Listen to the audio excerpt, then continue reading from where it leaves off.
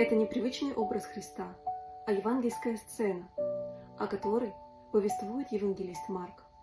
К Христу несли детей, а ученики гнали их прочь.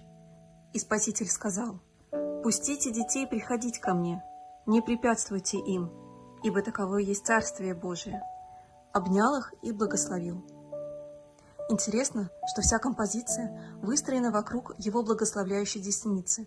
Взгляды, движения, протянутые руки матерей сходятся к нему, как к центру всего. Дети здесь – это образ чистоты, без которой, по слову Господа, не войти в Царство.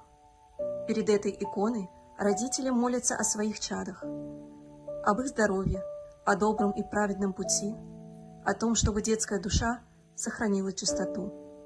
Ее преподносят в дар на крестины и на День Ангела, как благословение, что будет хранить ребенка с самых первых лет.